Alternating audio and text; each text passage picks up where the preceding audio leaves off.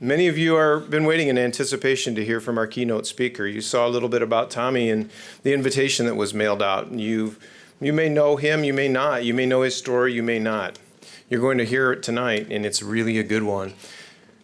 Tommy, I got to meet him first, let's see, when he was a camper at Camp Misha Taki. Oh, there's a picture. That was about 10 years ago. There he is.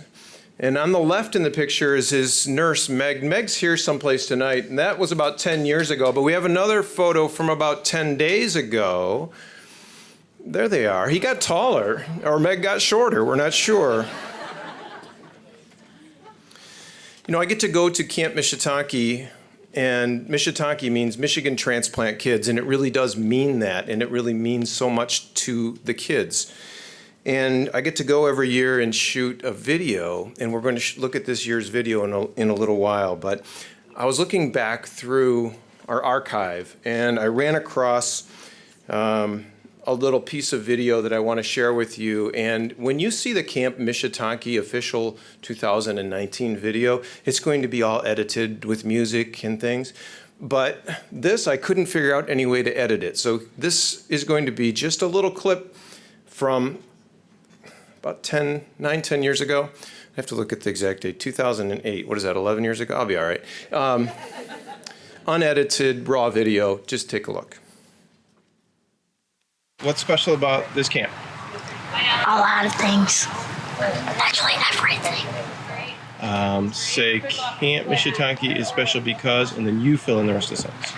Camp Misha Taki is special because each year they have something new. Like this year they had a water slide, and they have something new each year. And Camp Misha Taki campers are special because, and you fill in the rest. Camp Misha Taki campers are special because they have gotten transplants from other donors. Really? And what's a donor? A donor is someone who gives away, who dies, or they give something away, and if it was a person who felt good and they just died somehow, they would give one of their organs to a person who could get better. Tell me about your organ that you got. I got a heart transplant.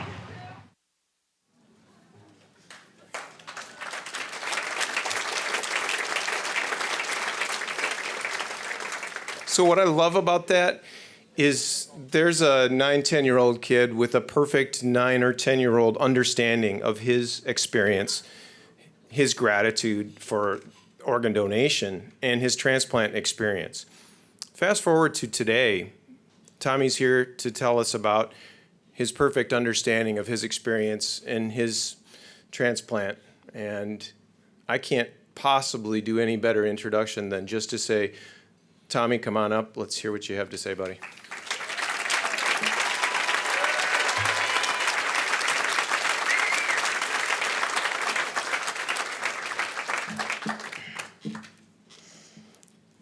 Good evening. It's great to be here tonight at the Big House. I must admit it's a pretty special place here on the campus of University of Michigan, and even though both my parents are Michigan State alums, and actually I was scheduled to go there in the fall, you could still say I have a heart for this place, I guess. Before we get started, I should probably also clear up any confusion from my bald head. This is the Vita Redita, and you're all in the right place, and I am the heart kid scheduled to speak tonight. But as of July, I added cancer to my already extensive medical resume, but I'm looking forward to adding cancer survivor very soon.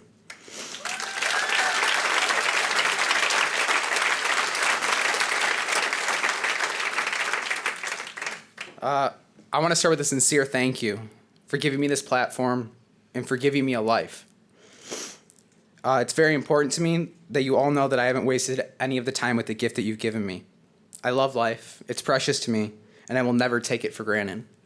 Nor will I ever forget or feel entitled to any of the gifts and blessings that so many of you in this room have sacrificed for me. So thank you. I appreciate the opportunity tonight to express my gratitude and my truth. So, my name is Tommy Schomaker. I was born with a congenital heart defect called hypoplastic left heart syndrome. I've had 5 open heart surgeries in my first 5 years of life, And then at age 8, I had a heart transplant. For the next 2 years after that, my time was spent with child psychologists, emergency room visits, transplant follow-ups, and pediatrician office visits, monitoring virtually my every cough and sneeze. At age 10, I was diagnosed with juvenile rheumatoid arthritis, and my growth was stunted due to my medical history. And so at age 11, we added endocrinology to my long list of doctors. Also, as a transplant recipient, I'm immune suppressed, which has its challenges. However, with the exception of the common cold that I get every year, and it lasts from September to June every year, and that my mom is still surprised by every year. But besides that, I've enjoyed an 8-year run where I was relatively healthy and loving life. And then 2 months ago, I began my cancer journey. And today, I'm again fighting for my life with a genuinely thankful and optimistic outlook. This list here gives me credential to speak with you all tonight. I know some of you may hear that list and want to focus on some of the hardships or the challenges, but that's not my focus. This is my life. These are my miracles, and at the center of all of it is truth. So Dr. Melissa, the transplant psychologist at Mott Hospital, walked into my hospital room just a few days after I was diagnosed with cancer, and she explained to me why truth matters in all of life's battles. Her talk has helped me and my family greatly with our current fight with cancer. And because of Dr. Melissa, the phrase truth matters has become our family battle cry. Dr. Melissa also made 3 key points in our meeting with her that are the inspiration for my speech tonight. First, she encouraged us to focus on the truth and not the lies of fear and worry. And the truth is, my life has been awesome. What others could see as an overwhelmingly difficult road, I can tell you it's been worth every moment. The joy that I've experienced far outweighs the painful and challenging circumstances that I've endured. I have a meaningful relationship with Jesus Christ, a strong and loving family, an exceptional high school experience that included playing basketball and having a leadership role on student council. And I've traveled throughout Michigan with the Secretary of State, Ruth Johnson, and I've helped more than double the organ donation registration from 27% to 65%.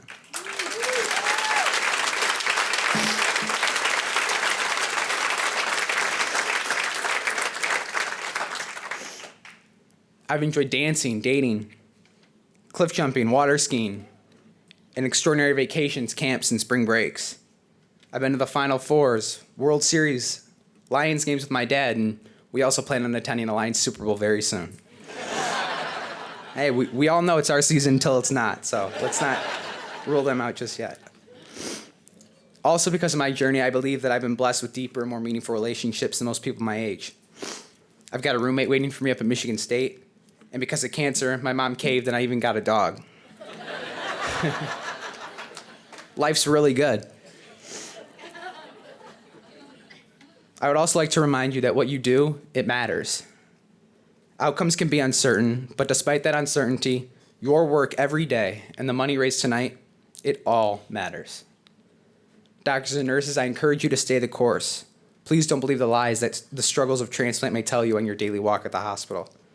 When the outcomes are uncertain, don't let failure or doubt derail your focus. My life is living proof of just how much your work matters, and I am deeply humbled and thankful. The second thing Dr. Melissa told us is to find and use positive distractions throughout the journey.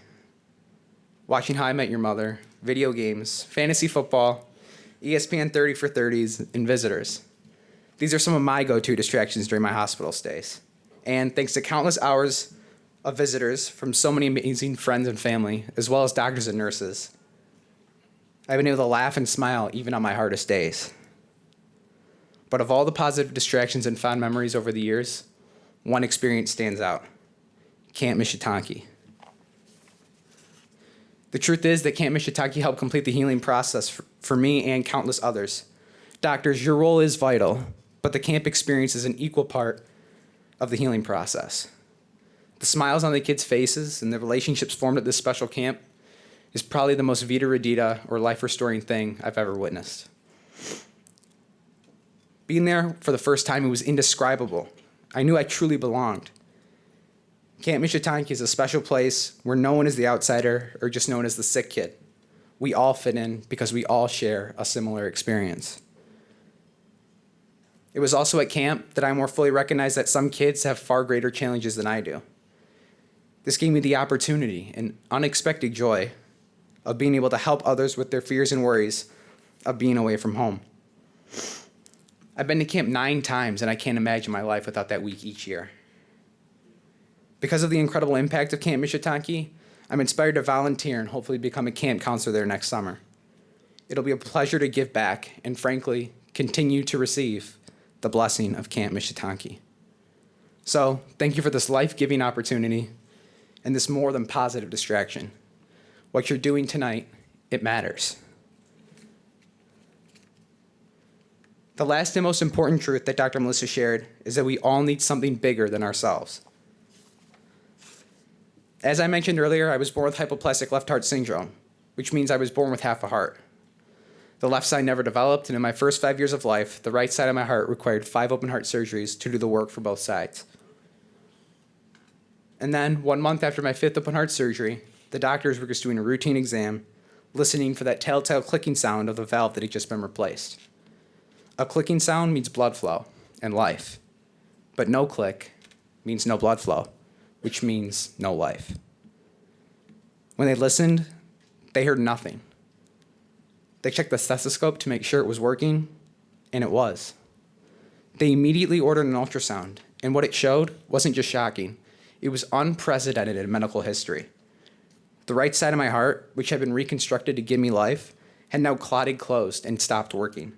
And to everyone's disbelief, the previously undeveloped left side that could not sustain life for my entire existence, including the 30 days prior when surgeons physically had my heart in their hands, was suddenly now a full-grown left ventricle, and it was responsible for keeping me alive.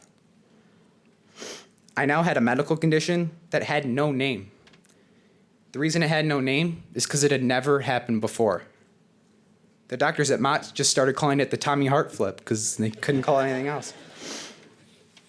There was no clinical explanation, and history had no precedent. But there was something bigger at work here.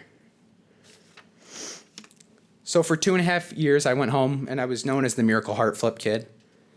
But soon, this new anatomy also began to fail, and so I was listed for a heart transplant. Because of the blood transfusions I had due to my extensive medical history, my antibody levels were such that finding a new heart was nearly impossible. The doctor said my chances of living long enough to find that new heart were less than 2%.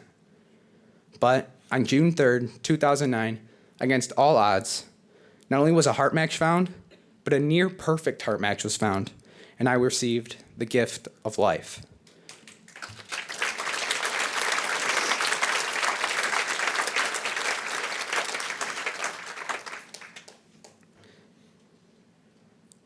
Not even the most sophisticated and experienced medical doctors who have seen their share of medical anomalies in the transplant world have been able to explain my heart flip or my heart match. There is simply no scientific explanation. We are all convinced that there is clearly something bigger at work here. As Dr. Melissa pointed out to us, we all need something bigger than ourselves. And for me, that something is a someone. My faith is at the center of my life. And when nothing makes sense, and when doctors can't explain it, and when the outcomes are uncertain, and when all hope seems lost, at the center of my life is Jesus Christ, keeping me focused on the truth. In my hospital room, there hangs a poster with the words from John 16:33, which says, "In this world you will have trouble of many kinds, but take heart, for I have overcome the world." To me, this verse says that the miracles in my life are not guarantees that God will cure my cancer or keep my heart beating, but they are reminders that He is in control. He has me, and He has you. And everything works according to His perfect timing and His plan. God does not promise smooth sailing, but what He does promise is safe arrival with eternal purpose. This is my life, and these are my miracles, and at the center of all of it is truth. Armed with this truth, I lean into the blessings of modern medicine and honor God with my fight. I will do my best to let go of the lies of fear and worry, to bring joy and positive distractions to others who walk rough roads, and to never forget that there's someone bigger than all of us. Thank you for this opportunity, and for your sacrifices, your efforts, your prayers, and support. May God bless you all. Good night.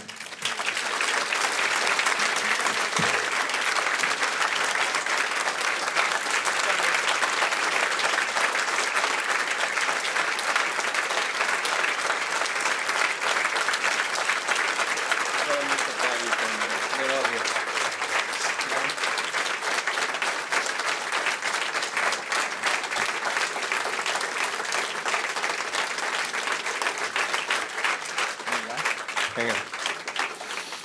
Don't go just yet.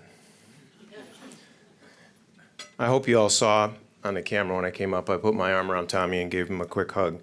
That's against the rules. He's not supposed to be reaching out and hugging and handshaking with everybody here tonight because of this silly medication they've got him on. That's okay. I just hugged you for all these 300 people in the room. Hang on one second, one more. Dr. Oye and Meg, can you come up? Just a quick. Oh, you get to give him an elbow. All right. Well, all right. Okay, doctor, I got it. No touching. Right. No touching. No touching. So we just want to say, Tommy, that goes down in history as one of the most amazing speeches I've sat in the same room to hear. Usually you have to go to online to TED Talk or something to hear something like that. Just wow. We want to say thank you so much and give you something to remember this night by. It won't be as powerful as your speeches that the rest of us are going to remember it by, but we've got kind of a cool crystal heart for you to take home. That's right here.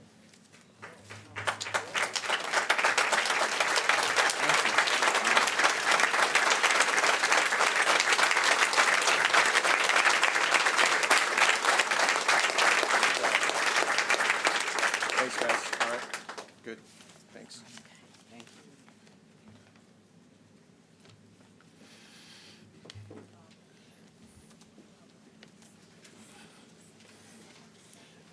Oh, yeah, Tommy, we got something for your mom, too. This is because of the whole dog thing.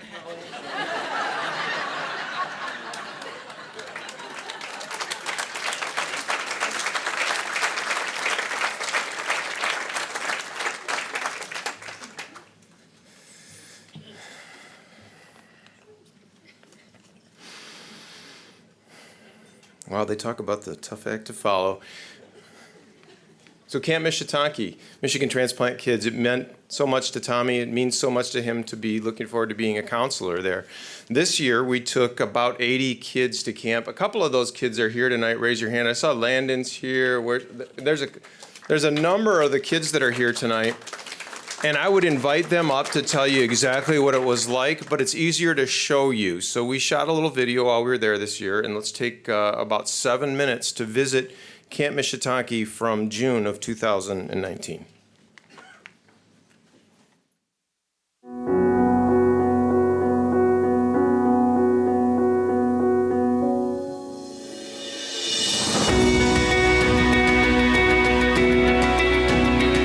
I'm Jacob Firestein. I'm 23 years old, and I live in Grand Rapids, Michigan. I started coming to camp in 2008 when we were way up north at the camp Nisqually. And back then, I was so attached to my parents just because I've been through so much. And they were the ones that were helping me get through everything. And I didn't want to leave home. So then I finally came and made so many new friends. And now, a decade later, I'm here as a counselor doing exactly the same thing, just different role. Beautiful morning, sunrise, happy faces. It's gonna be a great day.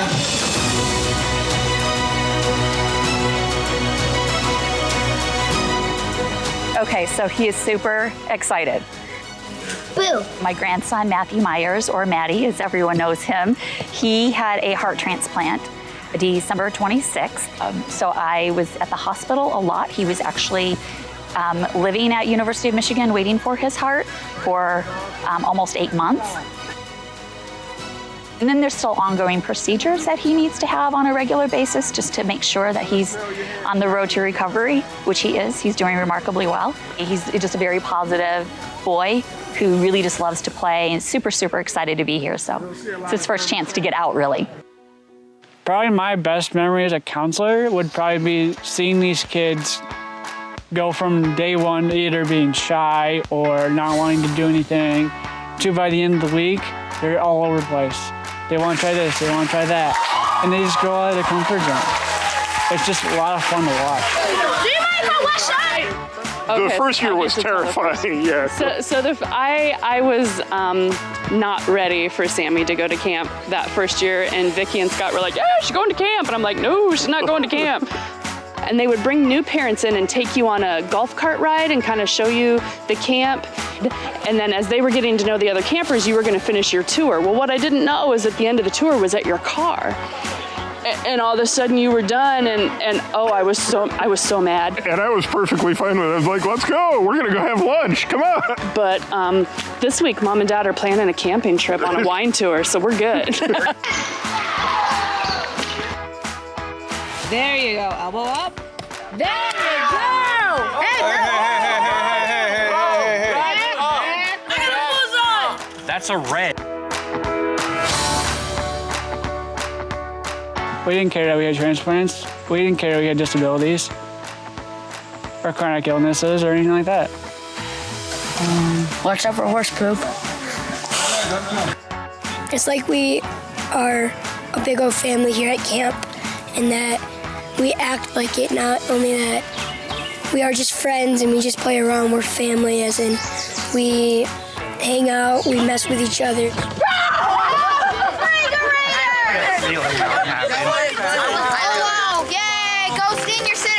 Yeah, thanks. In my high school, I was the only kid that had a transplant. Now I work at a news station in Grand Rapids. I do anything from video editing to shooting, whether it's breaking news, or I'll go out on a hard news story, or I'll just go out and shoot a sports game. It's just a blast. Before school ended, I really had my hopes up about camp because I wanted to see everyone and all the new counselors and all the new kids that come every year. And I think it's pretty cool that you can actually see new people that actually want to try new things and be a part of camp. Ladies and gentlemen, we got him.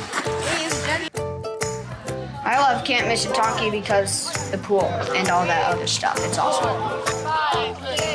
And it was pretty powerful that first year that Sam came home. She used to take a lot of pride in flipping her shirt and showing everybody her scar. And she's like, you know what? Everybody else had a scar just like mine. And that was when we knew that she needed to come back year after year.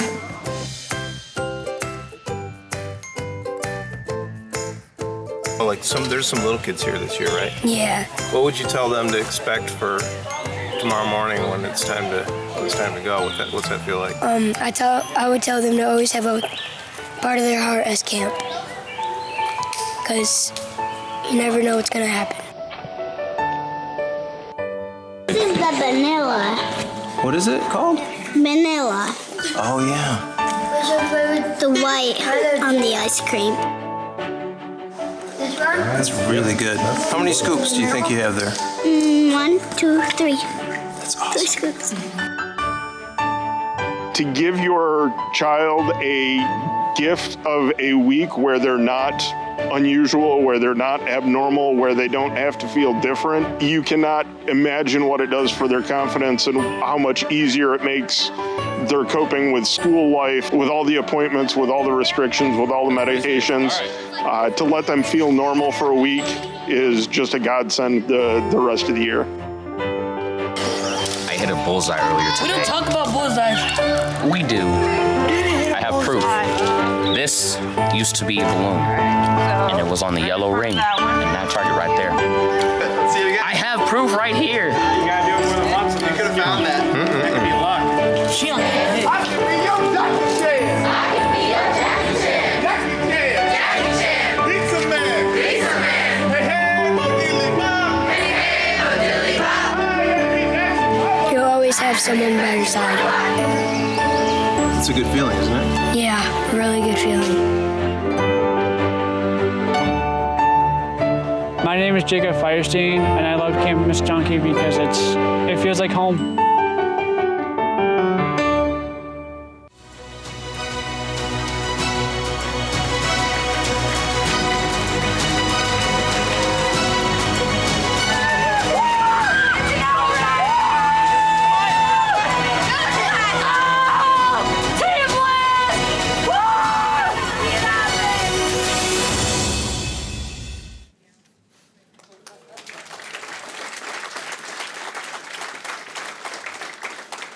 And guess what? We're always looking for volunteer counselors.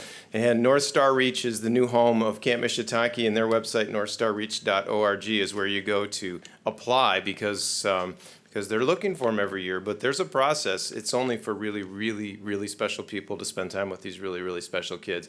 Does that feel pretty good to go to camp for a minute and then come right back here to the Ann Arbor University of Michigan campus, to the big house? Okay, so here's the deal. We're doing a live auction next, right? And I'm not the auctioneer, but I'm gonna talk really fast for a second. Everybody ready? Now, I'm gonna do like Tony. Ready? Everybody over here say, go. Go. All right, here we go. One more time. Go. Anybody know the song? Yeah. Do we have the song queued up? I sent this to those guys. We haven't done this. Let's try it. All right, everybody just sing along, and we'll try it. First, go. Go. Oh, my God. All right. Let's try it.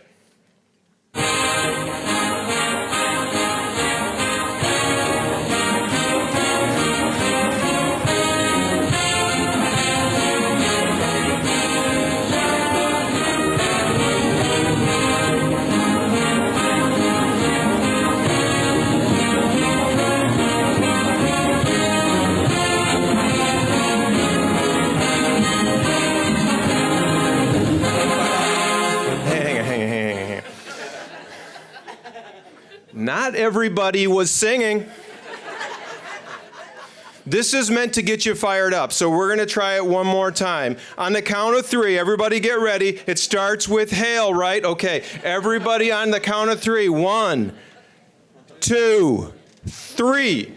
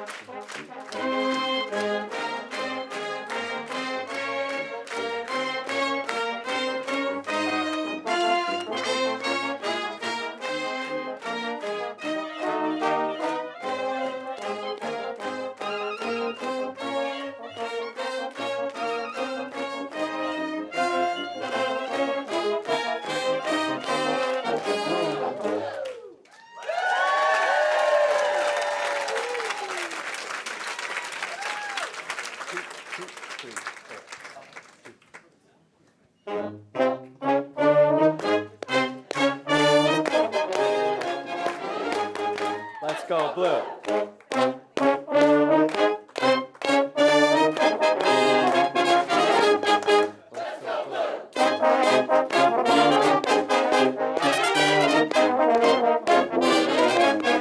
Let's go, blue.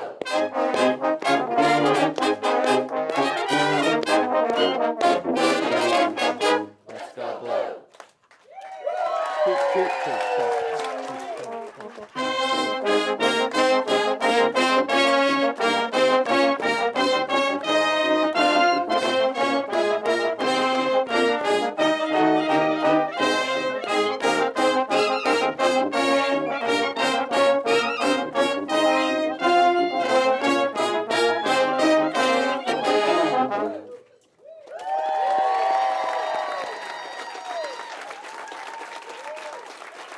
Ladies and gentlemen, this guy inspired me. He inspired you.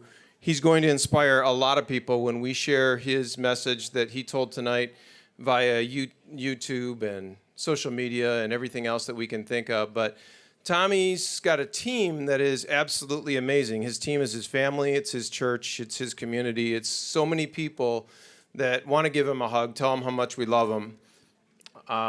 So if we could just have everybody come up right in front, and I actually need you, Tommy, you can take a couple steps towards the field there, a couple steps up, and we're going to have everybody sort of come in and gather in nice and close right in front of the podium here, just for a big picture. Let's get everybody even closer, closer, closer.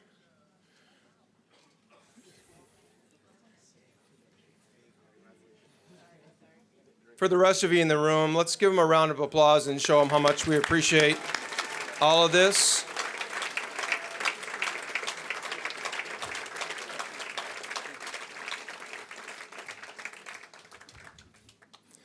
So there's their photo, but the real reason I brought you all up here, hold still, don't go. We weren't the only ones who were inspired. University of Michigan Marching Band is very inspired, and they've got something for you.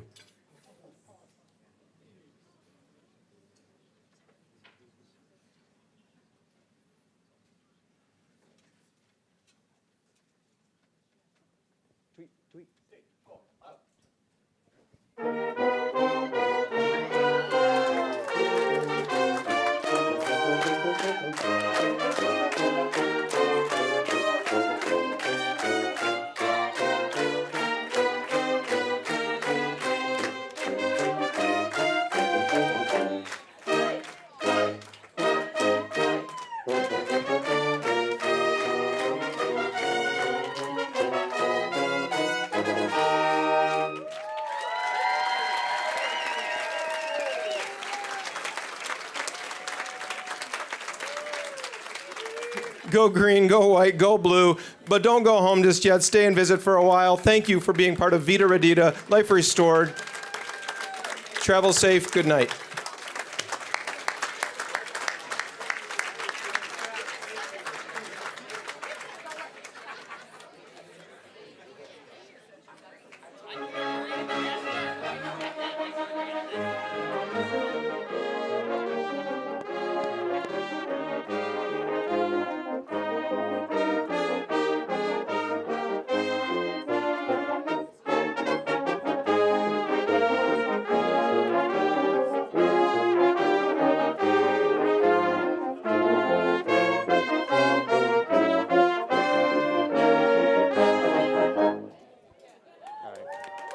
Trio, we're heading out. The trio. Tweet, tweet, tweet. Cool. Up.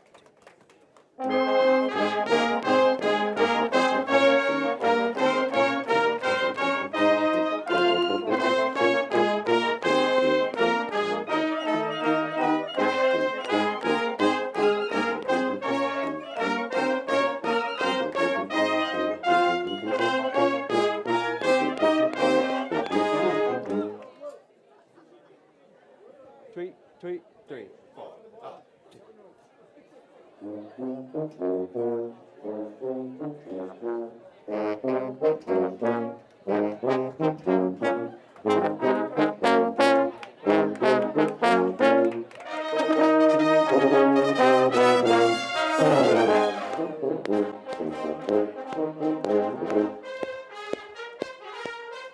Thank you.